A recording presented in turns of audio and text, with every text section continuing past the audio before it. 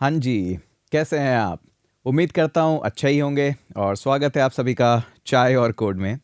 आज दोपहर की चाय बना रहे थे, तो सोचा 2024 आने वाला है, तो थोड़ी-सी चर्चा चाय पे आपके साथ 2024 को लेके कर ली जाए। क्योंकि ऑब्वियस सी बात है, अब वीडियोज़ बनाने का समय आ गया है, जब यूट्यूब भी आपको पुश करता है, जब आप 2024 के रिगार्डिंग कुछ वीडियोज़ बना रहे हो और ऑलमोस्ट सभी यूट्यूबर भी बनाएँगे। तो हमने सोचा हम क्यों पीछे रह जाएँ, हम भी 2024 के रिगार्डिंग बनाएँ। बट मन नहीं था कि ऐसा कुछ हाइप वीडियो बनाएं। सोचा कुछ रॉ ग्राउंड पे बातें की जाए आपके साथ में कि किस तरह से 2024 रहने वाला है, आपकी क्या क्या स्ट्रैटेजीज हो सकती है। कुछ स्ट्रैटेजीज हम भी सजेस्ट कर लेते हैं, जिनको मानना है मान लीजिए, बाकी चाय के साथ आराम से वीडियो देख लीजिए। तो चलिए शुरू करते हैं हमारी रॉ चाय पे चर्चा। बिना एडिटिंग के वीडियोस होते हैं। तो 2024 देखिए आने वाला है, और सबसे पहली चीज़ आपको बता दूं, ऐसा कुछ स्पेशल नहीं होगा। वही 31 की रात होगी, उसके बाद आप सुबह सो के उठेंगे और 2024 आ जाएगा। तो ऐसा कुछ मैजिकल अगर आप एक्सपेक्ट कर रहे हैं कि 2024 में एकदम से हो जाएगा, तो नहीं, वो वैसा नहीं होने वाला है। चीज़ें स्लोली ही प्रोग्रेस करती है। और आपने देखा होगा मार्केट में कुछ लोग कहेंगे कि सर एआई तो एकदम से आ गया था। नहीं, ऐसा नहीं है। एआई के ऊपर लोग करीबन 5 साल से 10 साल से काम कर रहे थे और इवेंचुअली उसने पिक करा है। आपको वो 5 साल 8 साल पुराना काम नहीं दिखाई दिया है, बस आपको एकदम से जो मार्केट की साल 2 साल में हाइप आई वो सिर्फ दिखाई दे गई है। तो ऐसा कुछ भी नहीं होता है, ऐसा कोई हाइप नहीं होगा, कुछ भी नहीं होने वाला है। तो पहले तो आराम से बैठ जाइए। अब बात करते हैं उन सब लोगों के लिए जो 2024 में कुछ प्लान बना रहे हैं। देखिए, सबसे पहली चीज़ तो मैं आपको बता दूं, हालांकि मैं भी वीडियोस बनाता हूं कि टॉप 5 प्रोग्रामिंग लैंग्वेज क्या होगी, ये सब क्या होगा। इंग्लिश चैनल पे बनाता हूं, इस साल हो सकता है हिंदी में भी बनाएंगे। लेकिन सबसे ज़रूरी उसका मैं आपको निचोड़ बता दूं कि लैंग्वेजेस आप कोई सी भी चूज़ कर सकते हैं, बट मैं पर्सनली अगर होता आपकी जगह, तो या तो मैं पाइथन चूज़ करता या फिर मैं जावास्क्रिप्ट चूज़ करता। आपको हज़ार लैंग्वेजेस आने की ज़रूरत नहीं है, आप कोई भी इन दोनों में से एक लैंग्वेज या दोनों आती है, बस दैट्स इट, आपके लिए मोर देन इनफ है। आप किसी भी फील्ड में काम कर पाएंगे, आप किसी भी लैंग्वेजेस पे इवेंचुअली स्विच कर पाएंगे। लेकिन सबसे ज़रूरी है, क्या वो लैंग्वेज एक्चुअली में हमें आती है। क्योंकि लैंग्वेज आने का मतलब सिर्फ ये नहीं है कि आपको लूप आते हैं, उसके अंदर आप पैटर्न प्रिंट कर लेते हैं। लैंग्वेज की समझ होना और लैंग्वेज में बस थोड़ा सा काम कर लेना, दोनों अलग चीज़ें हैं।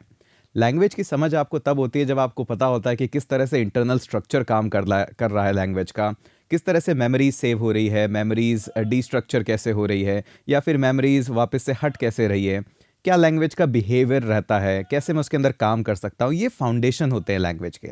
ये आप किसी भी लैंग्वेज में सीख सकते हैं, हर लैंग्वेज के अपने एडवांटेज है, अपने डिसएडवांटेज है। बट मैं पर्सनली अगर आपकी जगह होता, तो या तो मैं पाइथन पे फोकस करता या फिर मैं जावास्क्रिप्ट पे फोकस करता। और आज की मार्केट डिमांड को देखते हुए तो ऑनेस्टली मैं जावास्क्रिप्ट पे ही ज़्यादा फोकस करता। तो ये तो मेरा बेसिक रहा। अब आप में से कई लोग कहेंगे कि सर हमें तो कुछ फैंसी लैंग्वेजेस के बारे में ज़्यादा इंटरेस्ट है, गोलैंग पे इंटरेस्ट है, रस्ट पे ज़्यादा इंटरेस्ट है, सभी लोग रस्ट की बातें कर रहे हैं, आपका खुद का भी तो गोलैंग पे कोर्स है। देखिए, अगर मैं आपकी जगह होता ना और स्टार्टिंग बिगिनर फेज में होता, तो इन लैंग्वेजेस को अवॉइड करता। ये लैंग्वेजेस फैंसी लैंग्वेजेस होती है। ये उन लोगों के लिए बनी होती है जिन लोगों को चोक महसूस हो रहा है एग्जिस्टिंग लैंग्वेज में।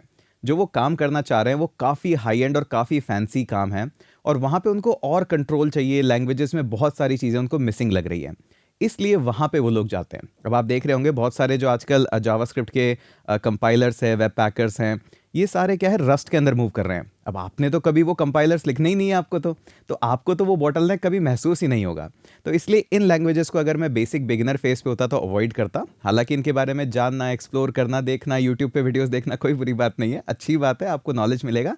लेकिन इन लैंग्वेज को डेडिकेटली होके मैं तो नहीं सीखता, सिर्फ इन पे नज़र रखता। तो ये तो हुई हमारी बात प्रोग्रामिंग लैंग्वेजेस और इनकी फैंसी हाइप को लेके।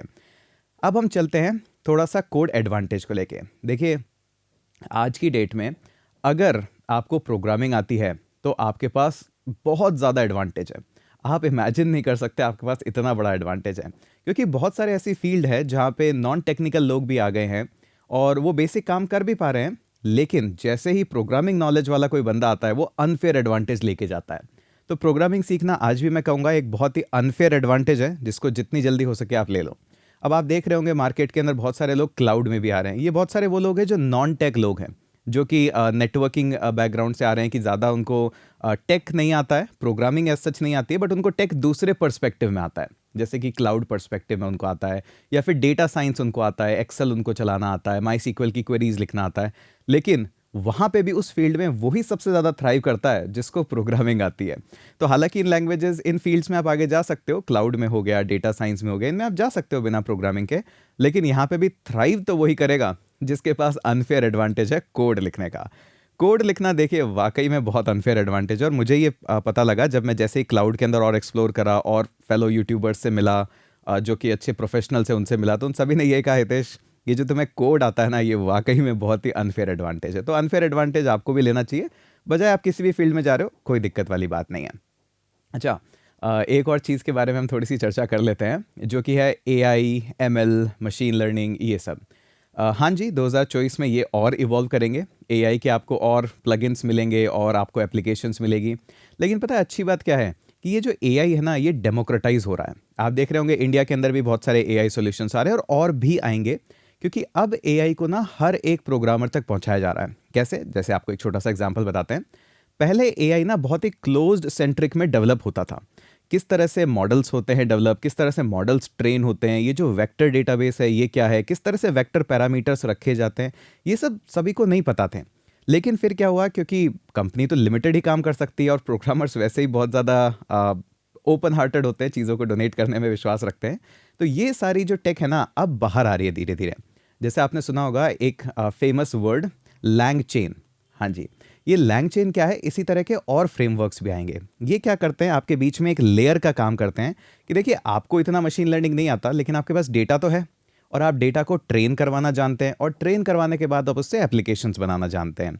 तो ये सारे और फ्रेमवर्क्स इवॉल्व होंगे। जैसे लैंग चेन क्या करता है, आपको अलाउ करता है कि आपको लामा यूज़ करना है फेसबुक का, तो आप लामा यूज़ कर सकते हैं, ओपन एआई यूज़ करना है तो ओपन एआई यूज़ कर सकते हैं, और डेटा को ट्रेन कर सकते हैं, पैरामीटर्स भी मैनिपुलेट कर सकते हैं, ये सारे काम। तो अब आने वाले साल के अंदर आपको इस तरह के और भी फ्रेमवर्क्स आते नजर आएंगे, जो कि हेल्प करेंगे आपको कि आप खुद के मॉडल्स को ट्रेन कर पाएंगे, खुद के इनपुट्स दे पाएंगे, और भी ज़्यादा इवैल्यूएशन होगा। अब इसके लिए आज की डेट में अब जो इवोल्यूशन फर्दर आ रहा है, उसकी डेट में आपकी एप्लीकेशन डेवलपमेंट स्किल्स ज़्यादा पावरफुल होनी चाहिए, एपीआई हैंडलिंग स्किल्स ज़्यादा पावरफुल होनी चाहिए। अगर आपको इतना मॉडल्स वगैरह के बारे में नहीं भी पता है, तो ऑलरेडी हमारे पास स्ट्रॉन्ग मॉडल्स है जो मार्केट वैलिडेटेड है, जैसे ओपन एआई के मॉडल्स है, लामा है, ये ऑलरेडी वेरी स्टैब्लिश्ड मॉडल है। इनफैक्ट आपने देखा होगा अभी एक रीसेंट स्टार्टअप है आईआईटी मद्रास से, जिसने कुछ $41 मिलियन की फंडिंग ली है अपने फर्स्ट राउंड में। वो भी लामा ही यूज़ कर रहे हैं, तो उन्होंने भी खुद के ही जो एब्स्ट्रैक्शन फ्रेमवर्क्स हैं वो बनाए हैं, और उन फ्रेमवर्क्स को यूज़ करके जो ऑलरेडी इस्टेब्लिश्ड मॉडल है उनको यूज़ करके काम कर रहे हैं। वो इनोवेटिव है, नो डाउट उसमें। लेकिन अब आप कोई भी यहाँ पे अब एआई, एमएल और ये जो मॉडल्स हैं इनको यूज़ कर पाएगा एग्जिस्टिंग नॉलेज जो आपकी प्रोग्रामिंग है उसी के थ्रू। तो आप पाइथन में भी कोड कर पाओगे, जावास्क्रिप्ट में भी कोड कर पाओगे। इनफैक्ट आपको ये भी पता होना चाहिए कि अधिकतर जो लाइब्रेरीज है मशीन लर्निंग की और ये सारी है, ये C++ फर्स्ट डिज़ाइन की गई थी।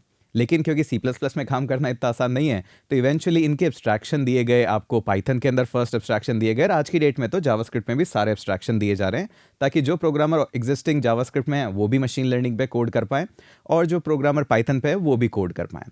तो आपने देखा होगा आजकल जैसे लैंगचेन है, उसका पाइथन इंप्लीमेंटेशन भी है और उसका जावास्क्रिप्ट इंप्लीमेंटेशन भी है। तो मार्केट डिमांड सभी को पता है, तो इसलिए ऐसी कोई चिंता वाली बात नहीं है कि आप कहीं पीछे रह जाओगे। अब अगर आपको एप्लीकेशन डेवलपमेंट की नॉलेज है, तो इस 2024 में आप बहुत सारी एआई एमएल की एप्लीकेशन भी ईजीली बना पाओगे। इसमें कोई चिंता करने वाली बात नहीं है, आप भी इसको एक्सप्लोर कर पाओगे। पर ज़रूरी क्या है, आपका नॉलेज फाउंडेशन। ठीक है। अच्छा, मैंने बाय द वे कुछ नोट्स बना रखे हैं यहाँ पे, ऐसा नहीं कि हवा में कुछ बात कर रहे हैं, तो इसलिए मैं बार बार अपने नोट्स रेफर करता हूँ यहाँ पे। थोड़ा सा रॉ रखता हूँ मैं चीज़ों को, ताकि आपको पता रहे कि हाँ कैसे चीज़ें बन रही है, कैसे वीडियोस बन रहे हैं। अच्छा, अब आते हैं हमारे दूसरे एक सेगमेंट पे, जो कि हमारा सेगमेंट क्लाउड के ऊपर। देखिए, लास्ट 1.5 साल से मैं डेडिकेट होकर सिर्फ और सिर्फ क्लाउड पढ़ रहा हूँ। अब क्लाउड पढ़ने का मेरा रीज़न ये था कि मुझे बड़ा ही फैसिनेटिंग वर्ड लगा कि यार दुनिया तो ऑलरेडी मूव कर चुकी है क्लाउड पे, जितना नॉलेज मैं ले पाऊँ उतना नॉलेज मुझे लेना चाहिए। क्योंकि देखिए, एडिटर्स आपके क्लाउड पे मूव हो गए हैं, गिटहब वगैरह ऑलरेडी क्लाउड पे है, जितने आपके जो एआई एमएल वगैरह हैं इनकी ट्रेनिंग वगैरह कहाँ हो रही है, जीपीयूज तो क्लाउड में मिल रहे हैं। आजकल कौन सर्वर लगाता है? एप्लीकेशन डिप्लॉयमेंट, क्योंकि बहुत सारे लोग जो प्रोग्रामिंग सीखते हैं, एप्लीकेशन डेवलपमेंट सीखते हैं, लोकल होस्ट पे तो कर लेते हैं, जैसे ही चीज़ें क्लाउड पे मूव होती है या तो वर्सल पे डाल देते हैं, या कोई हेरोकू जैसी सर्विस या डिजिटल ओशन जैसी सर्विस पे डाल देते हैं। एक्चुअली में क्लाउड को मैनेज करना, स्केल करना, ये बहुत बड़ी और बहुत पावरफुल स्किल है, तो मैं अभी भी रेकमेंड करूंगा सभी को कि अगर आपको एक्सप्लोर करना है तो ये एक ऐसा डोमेन है, ऐसा फील्ड है जहाँ पे आपको इंटरेस्ट रखना चाहिए, आपको एक्सप्लोर करना चाहिए। और ये काफ़ी फ्रेश फील्ड है अभी भी, हालांकि क्लाउड सारे इवॉल्व हो गए हैं, ऑलरेडी हो गए, लेकिन मार्केट डिमांड आप देखोगे ना, बहुत कम इंजीनियर्स अवेलेबल है जो कि एक्चुअली में क्लाउड जानते हैं। सीखना सबको है, डेवॉप्स डेवॉप्स करते रहते हैं, लेकिन एक्चुअली में डेवॉप्स से पहले क्लाउड का बेसिक फाउंडेशन होना तो ज़रूरी है। और जो डेवॉप्स के टूल्स आप सीखते हो वो भी 100% ऑलमोस्ट सारे के सारे, 100 नहीं तो 99% सारे क्लाउड पे ही चलते हैं। अब आप एज्योर पे चलाइए चाहे AWS पे चलाइए, एक ही बात पड़ती है। तो क्लाउड का बेसिक फाउंडेशन नॉलेज मैं मानता हूँ कि आज की डेट में बहुत अच्छा है और आने वाले कुछ 5 साल में आपको अनफेयर एडवांटेज देगा। जैसे आज की डेट में प्रोग्रामिंग मुझे अनफेयर एडवांटेज देती है, वैसे आने वाले कुछ 3 4 5 साल के अंदर क्लाउड आपको अनफेयर एडवांटेज देगा हर एक सेगमेंट में, AI हो, ML हो, कुछ भी हो। अच्छा, नेक्स्ट चलते हैं हमारे फाउंडेशन के ऊपर। देखिए नेक्स्ट जो सेगमेंट है ये है फाउंडेशनल। देखिए आपने सुना होगा, देख रहे होंगे कि बहुत सारे नॉन टेक लोग भी टेक में आ रहे हैं।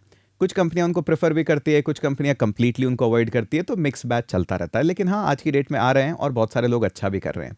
लेकिन जहाँ पे एज ए आप टेक हो या फिर आप इंजीनियरिंग की पढ़ाई कर रहे हो या फिर आप इंजीनियरिंग में इंटरेस्ट रखते हो, तो कुछ ऐसे सब्जेक्ट हैं जो आपको अनफेयर एडवांटेज देते हैं इन नॉन टेक लोगों के ऊपर।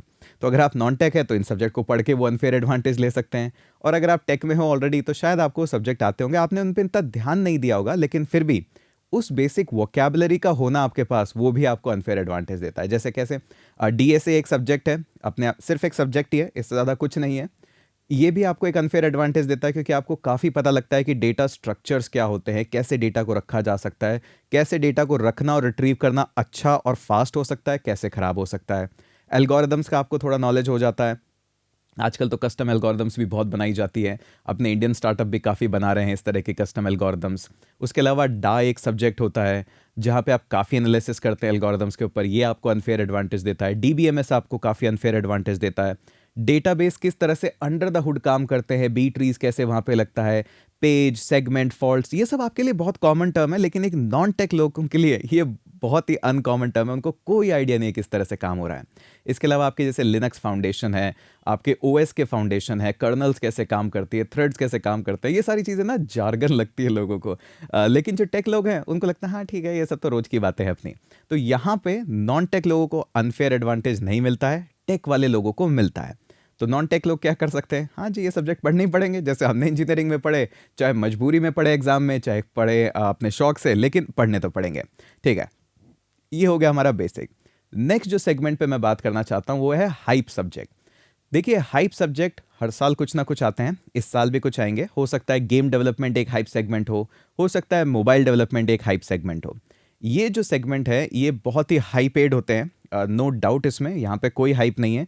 गेम डेवलपर्स नो डाउट बहुत एक्सपेंसिव होते हैं, मोबाइल डेवलपर्स ऑब्वियसली बात है बहुत एक्सपेंसिव होते हैं, लेकिन बिगिनर्स यहाँ पे अभी भी थ्राइव नहीं कर रहे हैं। हो सकता है इस साल शायद कर जाएं, बट अभी तक तो नहीं कर रहे हैं।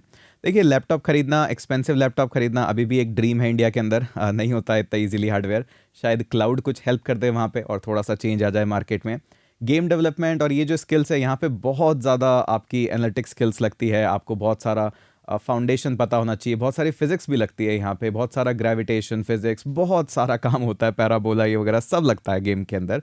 तो वहाँ पे जो लोगों का मैथ स्ट्रांग नहीं होता, ये फाउंडेशन स्ट्रांग नहीं होता, वो आ तो जाते हैं शौक शौक में, किसी ने हाइप दे दी, घुस तो जाते हैं, फिर बाद में पता लगता है बेसिक गेम बना रहे और कुछ दिन में छोड़ देते हैं। मोबाइल डेवलपमेंट भी अपने आप में बहुत चैलेंजिंग है, बहुत सारा OS का नॉलेज यहाँ पे लगता है, सिस्टम रिक्वायरमेंट भी थोड़ा सा हाइप होता है, लेकिन अच्छे फील्ड्स हैं। बट एज ए बिगिनर मैं आपको कहूँगा ठीक है अवॉइड करो तो ही ज़्यादा अच्छा है, बट हो सकता है आप में से 100 में से 1 लोग तो कोई ना कोई इस फील्ड में भी थ्राइव कर जाए। तो ये बेसिक फील्ड्स हैं, हाइप इनके बारे में नहीं करना चाहिए।